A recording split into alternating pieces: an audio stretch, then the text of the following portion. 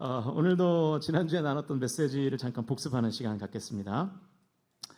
야고보상 1장 21절에서 27절 말씀을 가지고 쉽지 않은 슬기로움이라는 제목의 메시지를 나눴습니다.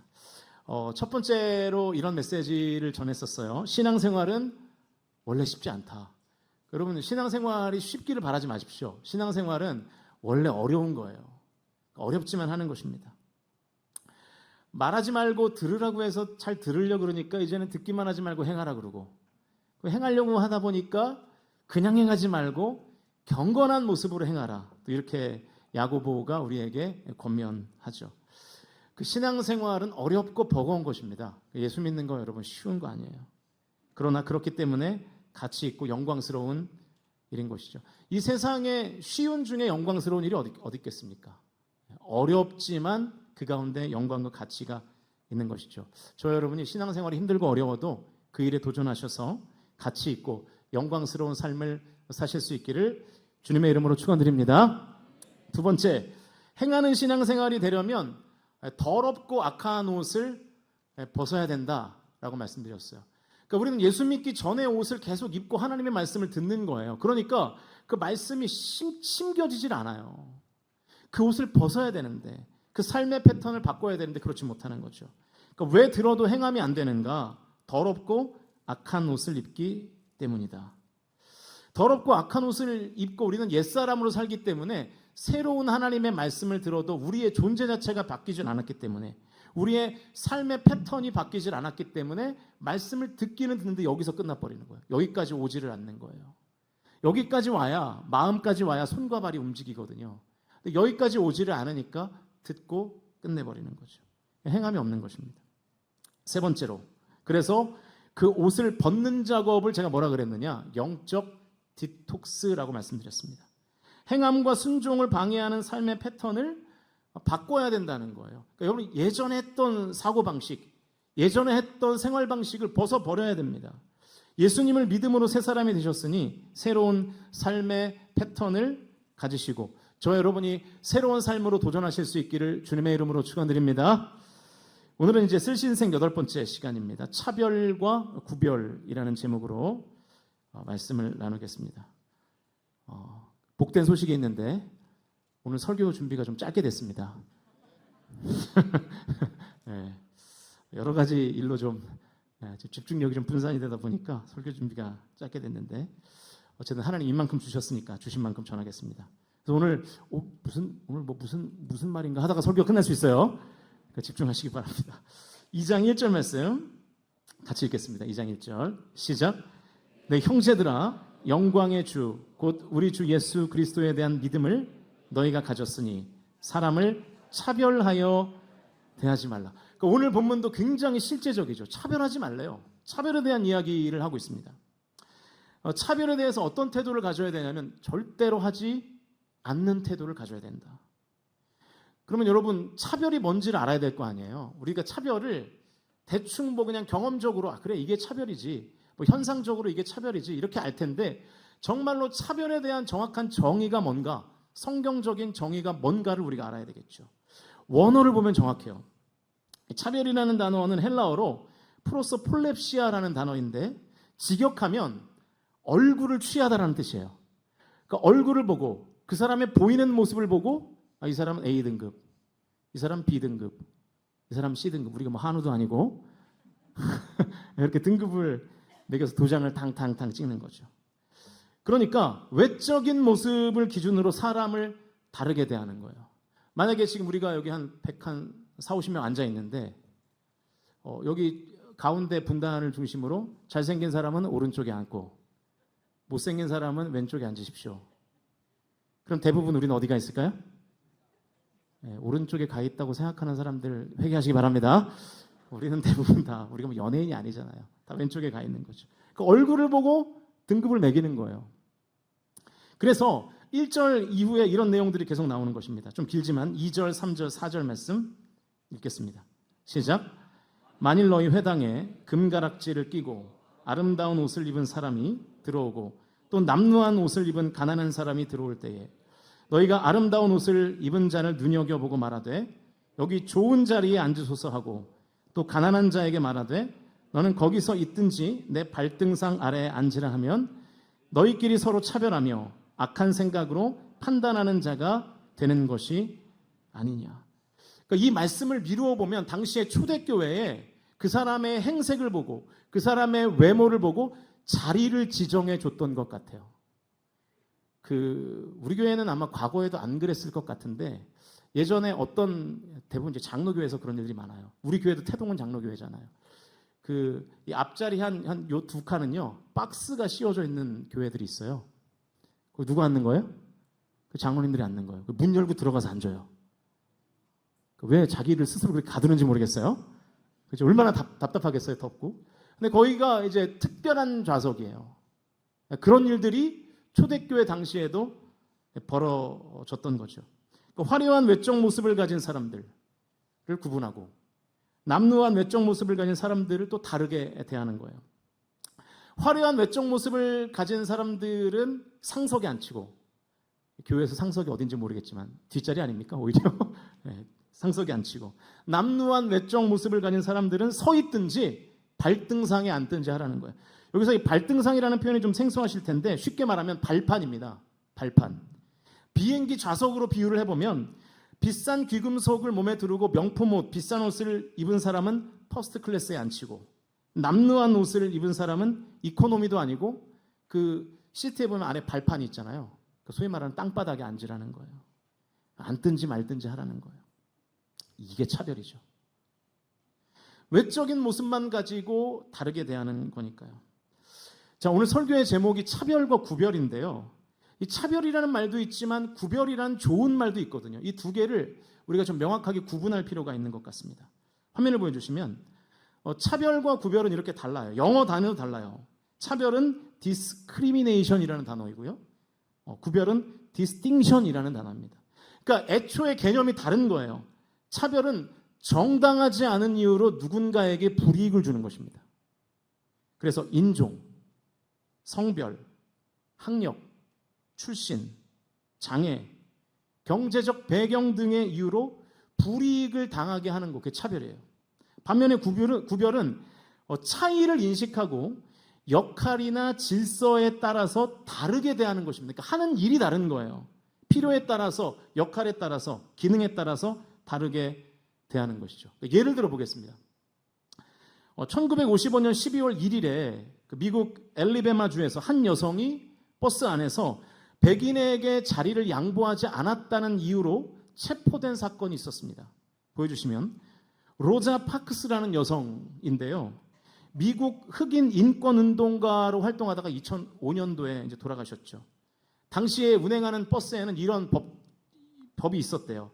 버스 기사는 반드시 백인이어야 된다. 흑인과 백인은 서로 지정된 좌석에서 격리된다. 버스 앞에서부터 네 줄은 반드시 백인들만 앉아야 된다. 설령 버스 안이 비어 있어도 흑인은 앉지 못한다. 버스가 차면 흑인들은 백인들을 위해서 본인들의 자리를 비워야 된다. 흑인들이 백인들에게 자리를 양보할 경우 앞에서 뒤로 걸어가면 백인들의 심기를 거스를 수 있으므로 앞문 쪽으로 가 요금을 내고 내린 뒤에 다시 뒷문으로 타야 된다. 이런 차별법들이 존재했다는 거죠. 또 다른 케이스를 하나 설명해 드리면 여러분 보셨는지 모르겠는데 히든 피겨스라는 영화가 있었습니다. 그 영화 중에 굉장히 화제가 된 장면이 있었는데 미 항공우주국 나사에서 벌어진 차별에 대한 이야기였어요. 짧은 영상을 준비했는데 잠깐 보시겠습니다. Wow. Where is she? Where the hell have you been? Everywhere I look, you're not where I need you to be. It's not my imagination. Now, where the hell do you go every day? To the bathroom, sir.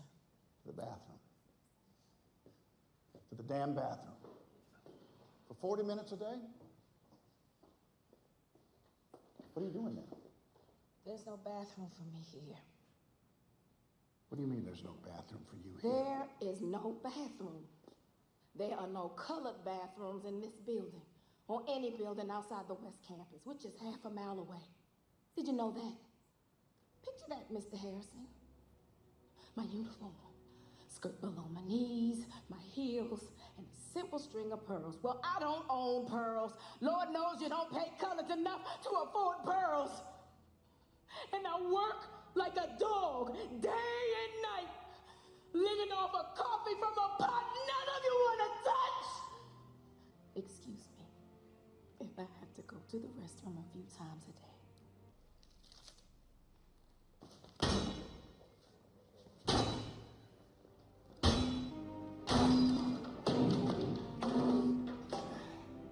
There you have it.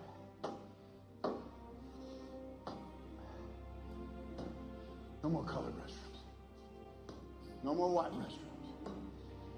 Just plain old toilets. Go wherever you damn well please. Preferably closer to your desk. Here at NASA, we all pee the same color. 네, 이게 차별이죠. 마지막 대사가 아주 인상적이죠. 나사에선 모두 같은 색 변을 본다. 그 흑인도 변 색깔은 다 같잖아요. 그죠? 백인과 흑인이 화장실을 따로 써야 되는 거 이게 차별이죠. 구별은요. 이런 거예요. 제가 아주 단적인 예를 한번 들어볼게요. 운동 경기를 하는데 초등학생 학생팀과 성인으로 구성된 팀이 같은 경기에서 서로 싸운다면 이거는 맞습니까? 틀립니까? 틀리죠. 왜 틀리죠? 구별이 없기 때문에 그래요. 체급이 다르잖아요. 그러니까 이런 경우에도 구별해야죠. 그래서 초등학생들은 초등학생들끼리 시합을 하게 만들고 성인들은 성인들끼리 경기를 하게 하는 것이죠. 이게 구별입니다. 그러니까 차이가 아닌 것으로 구별하는 것은 그건 차별이고요. 차이로 구분하는 것은 그것은 구별이죠. 오히려 이 차이를 구별하지 않으면 역차별이 발생하는 거죠. 그래서 성인 팀하고 초등학생 팀이 구별 없이 그냥 싸우면은 초등학생 팀이 무조건 질 거 아니에요. 이게 역차별을 당하는 거죠. 차별과 구별을 구분하는 가장 쉬운 방법은 그렇게 구분을 해서 불이익을 받느냐 아니면 보호를 받느냐입니다. 불이익을 받으면 차별이고요. 보호를 받으면 그것은 구별이 되는 거죠. 차별과 구별을 지금 구분하고 있으니까요. 이 얘기도 좀 하면 좋을 것 같아요. 차별하면 떠오르는 법이 있죠. 뭡니까?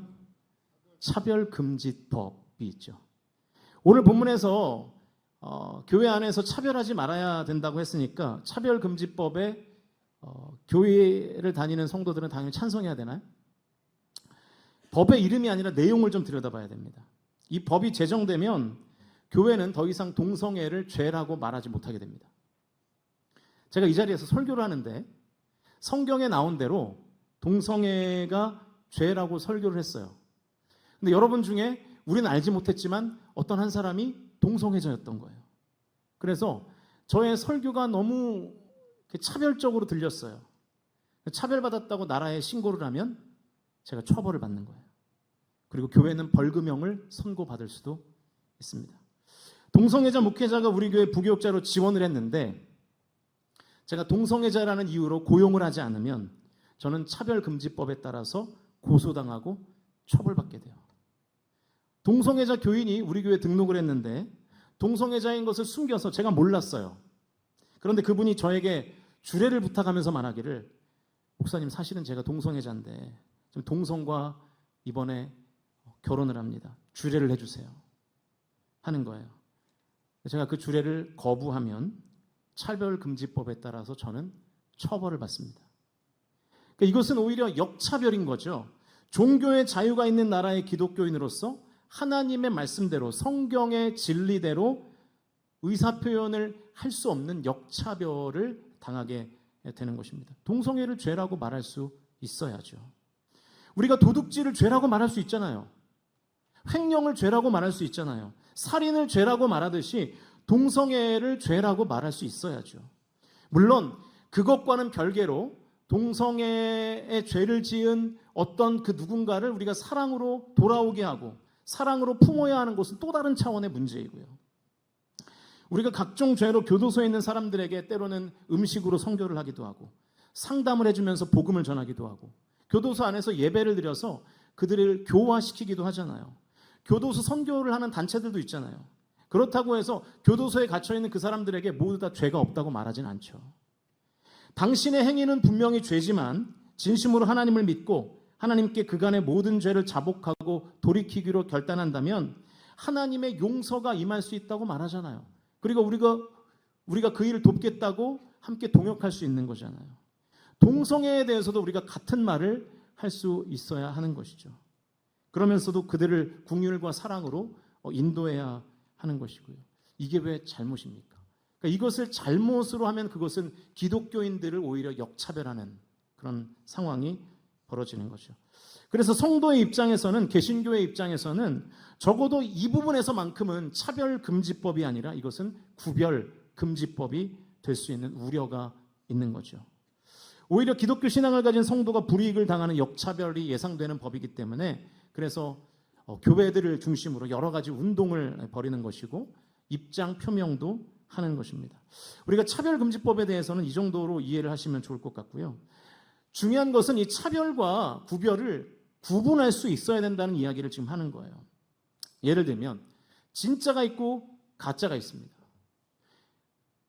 여러분이 지금 입고 계신 옷도 진짜 명품이 있고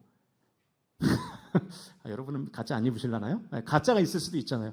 그 진짜와 가짜를 구별하지 않고 똑같은 가격에 팔면 그게 정의로운 겁니까? 그렇지 않죠. 제가 정장을 한 벌 가지고 있어요. 이 정장은 비싼 건 아닙니다. 하지만 만약에 제가 정장을, 에르메스 정장을 한 벌 제가 탁 입고 있는 거예요. 그리고 저랑 모양과 모든 것이 똑같은 메리아스라는 정장이 거기 다 걸려 있어요. 근데 금액이 같아요. 이 정의로워요? 아니면 이거 불이한 겁니까? 불이한 거죠. 그걸 구분할 수 있어야 하는 거죠. 진실과 거짓을 구별할 수 있어야 되고요. 의와 죄를 구별할 수 있어야 하는 것입니다. 근데 우리는 구별하자고 하는데 이걸 차별이라고 생각하면 안 되는 거죠. 또한 또 정도의 차이를 가지고 인식을 해야지 무조건 그 구별된 것을 차별로 인식하면 안 되는 거죠. 이것도 제가 예를 들어보면, 제가 같은 기간 동안에 A라는 성도에게 10번 신방을 했어요. 근데 또 같은 기간 동안에 B라는 성도에게는 5번을 신방을 했어요. 이거 제가 차별하는 건가요?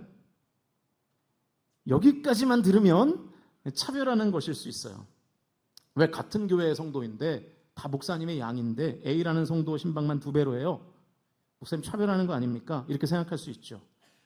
물론 우리 교회는 한 분도 저한테 그런 항의나 그런 거 해본 적이 없습니다. 제가 간다 그러면 주일에 갈 거니까 오시지 말라고 그러기는 해도 그런 적은 없는데, 아무튼 차별당했다고 생각할 수 있죠. 근데 여기에 제가 한 가지의 정보를 더 드려볼게요. A라는 성도의 가정은 사업에 실패했어요. 전 재산을 다 잃었어요. 자녀가 가출했어요. 집은 경매에 넘어갔어요. 실제가 아니라 가정이에요, 가정. 그래도 A라는 성도의 가정에 10번을 신방한 게 차별입니까? B라는 성도에게 5번을 신방한 게 차별인가요? 그 가정의 목양력을 더 집중하는 게 맞죠. 이것은 차별이 아니라 구별하는 거예요. 고난의 정도에 따라서 목양을 더욱더 집중해야 될 가정이 있고 상대적으로 덜 집중해야 될 가정이 있는 거죠. 그 차이를 고려해서 목양을 하는 것입니다. 오늘 설교의 제목이 차별과 구별인데 이 두 가지를 잘 구분하는 것이 슬기로움이라고 볼 수 있겠죠. 어쨌든 분명한 것은 하나님은 차별하는 것을 굉장히 큰 일로 받아들이신다는 거예요. 9절 말씀 읽어보겠습니다. 9절 시작. 만일 너희가 사람을 차별하여 대하면 죄를 짓는 것이니 율법이 너희를 범법자로 정죄하리라. 사람을 차별하는 게 죄래요. 단순히 조금 덜 도덕적인 게 아니라 죄라는 거예요. 그러므로 성도는 이렇게 생각하면 안 된다는 거예요. 차별이 비도덕적이긴 하지만 그렇다고 범법까지는 아니잖아요. 이렇게 생각하면 안 된다는 거예요. 차별은 곧 하나님의 법을 어기는 것이라고 하나님께서 분명하게 말씀하고 계신 거죠. 심지어 이렇게까지 말씀하십니다. 10절과 11절 말씀 읽어보겠습니다. 시작. 누구든지 온 율법을 지키다가 그 하나를 범하면 모두 범한 자가 되나니 간음하지 말라 하시니가 또한 살인하지 말라 하셨은즉 내가 비록 간음하지 아니하여도 살인하면 율법을 범한 자가 되느니라. 지금 차별과 살인을 등치시키고 있습니다. 좀 너무한 것 같은데 하나님 지금 그렇게 하시는 거예요. 네가 아무리 다른 법들을 다 잘 지켰어도 차별이라는 법을 어기면 간음하지 말라는 법은 지키고 살인하지 말라는 법은 어긴 것과 똑같다는 거예요. 그러니까 차별은 살인과 같은 거라는 거죠. 그래서 차별을 요즘은 인격살인이라고도 하잖아요. 게다가 성도가 모여있는 공동체 안에서 차별하는 것은 인격을 살인하는 것이죠. 그래서 하나님께서 굉장히 강하게 질책하시는 것입니다. 12절 말씀도 읽어보겠습니다. 시작. 자유의 율법대로 심판받을 자처럼 말할도 하고 행하기도 하라. 무슨 말씀입니까? 차별하는 성도에게는 하나님의 심판이 있다는 거예요. 차별하는 성도에게 하나님의 징계가 있다는 것입니다. 그 사랑하는 성도 여러분 꼭 기억하세요. 차별하면 처벌이 있습니다. 왜냐하면 차별은 하나님 앞에 법을 어기는 죄를 짓는 것이기 때문이에요. 우리 성관 공동체는 역할과 기능으로서의 구별은 자연스럽게 정착되고, 그러나 차별로 인한 불이익과 부당함은 존재하지 않는 공동체가 되기를 주님의 이름으로 간절히 축원드립니다. 하나님께서 아주 강하게 차별은 교회 안에서 반드시 없어야 된다고 말씀하시는 거예요. 그러면 우리는 불이익을 당하지 않기 위해서 그냥 차별을 조심하면 되는 걸까요? 하나님은 그렇게 말씀하시지 않고 적극적으로 행할 것을 명령하십니다. 13절 말씀 읽어보겠습니다. 시작. 긍휼을 행하지 아니하는 자에게는 긍휼 없는 심판이 있으리라. 긍휼은 심판을 이기고 자랑하느니라. 이 말씀을 거꾸로 해석하면 이렇게 되죠. 사회적 약자들을 차별하지 않고 오히려 적극적으로 긍휼히 대하면서 그들을 존중히 여기면 너희도 하나님의 긍휼하심을 경험하게 될 것이다. 그러니까 차별하지 않는 정도의 신앙생활을 하지 말고 긍휼히 여기는 신앙생활을 하면 너희도 하나님으로부터 긍휼히 여김을 받게 될 것이라는 이야기예요. 아주 큰 메시지가 있죠.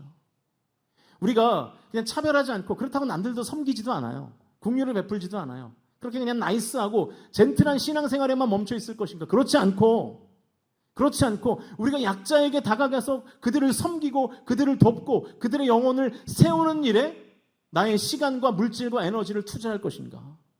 그거를 결정하라는 것입니다. 그러나 후자, 이 긍휼의 삶을 살아가면 하나님께서 그 긍휼의 삶을 살아가는 그 성도를 긍휼히 여기실 줄로 믿으실 수 있기를 주님의 이름으로 축원드립니다. 저와 여러분의 삶이 차별이 없어서 하나님의 처벌이 없고 또 그냥 그 선에서 적당하게 신앙생활하는 것이 아니라 긍휼의 마음이 가득해서 하나님의 긍휼히 여기심을 충만하게 받는 그런 귀하고 복된 삶을 사실 수 있기를 주님의 이름으로 축원드립니다. 이제 말씀을 정리하겠습니다. 오늘 설교가 진짜 짧죠. 지금 13분인데 오늘 본문에 반복되는 표현이 하나 있어요. 우리 3절 앞부분 말씀 읽어보겠습니다. 읽겠습니다. 시작. 너희가 아름다운 옷을 입은 자를 눈여겨보고. 이 아름다운이라고 번역된 헬라어가 람프로스라는 단어예요. 한번 따라해 보실까요? 람프로스. 이게 무슨 뜻이냐면 화려한이라는 뜻입니다.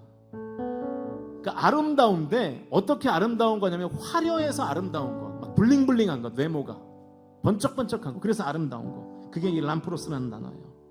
그러니까 금가락지를 끼고 명품 옷을 입었기 때문에 겉모습이 화려한 거예요. 블링블링한 거예요. 그래서 아름다워요. 7절에도 같은 표현이 있는데 7절 읽어보겠습니다. 시작. 그들은 너희에게 대하여 일컫는 바 그 아름다운 이름을 비방하지 아니하느냐. 이 7절에서의 아름다움은 이 칼로스라는 헬라어입니다. 그러니까 우리 성경에는 똑같이 아름다움이라고 번역했는데 원어는 내용의 의미가 달라요. 무슨 뜻이냐면 선한, 좋은이라는 뜻이에요. 그러니까 우리말로는 같은 아름다움이지만 3절에서의 아름다움은 화려한 아름다움, 7절에서의 아름다움은 선한 아름다움, 좋은 아름다움인 거예요. 그러니까 여러분, 제가 이 같은 표현이 반복되는 이 말씀을 보면서 이런 메시지를 찾아봤어요. 교회에는 4종류의 성도가 있는 것 같아요. 첫 번째, 람프로스한 성도가 있어요. 겉은 화려해요. 근데 알맹이가 없어요. 겉은 막 그냥 온갖 그 부유한 것들로 다 치장을 했어요. 근데 속에는 선함이 없어요. 긍휼함이 없어요. 악해요. 이게 첫 번째고요. 두 번째, 칼로스한 성도가 있습니다. 겉사람은 남루해요. 별 볼일 없어요. 수수해요. 근데 속사람은 선해요. 그래서 없는 중에도 베풀려고 하고, 그래서 그 사람을 만나면 기분이 좋아져요. 세 번째는 람프로스 하면서도 칼로스한 성도예요. 겉모습도 화려한데 속사람도 선해요. 제가 여러 교회를 경험해봤지만 이런 성도는 없어요. 거의 없어요. 제가 딱 한 가정, 이런 가정을 아는 것 같아요. 외적 스펙이 굉장히 화려해요. 굉장히 부유해요. 근데 굉장히 겸손하고 선함이 있고 궁휼함이 있고 베풀기를 좋아해요. 보통 외적 스펙이 좋으면 세속적이거든요. 굉장히 경건하고 겸손하고 선해요. 저는 이제 그 교회를 떠나왔지만 여전히 그 가정은 그렇게 신앙생활을 하고 있더라고요. 네 번째는 람프로스 하지도 않고 칼로스 하지도 않은 성도예요. 화려하지 않아요. 화려하지 않아도 괜찮죠. 여러분, 화려하지 않아도 괜찮습니다. 근데 선함도 없어요.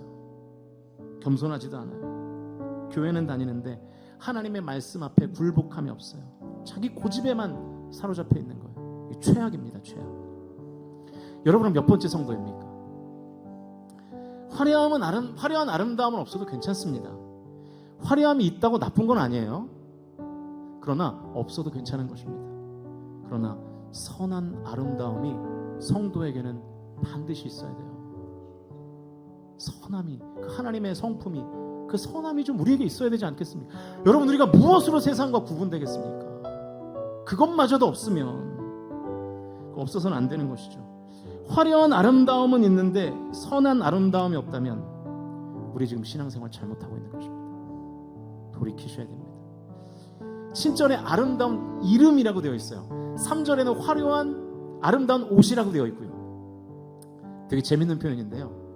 화려함은 존재에는 붙지 않습니다.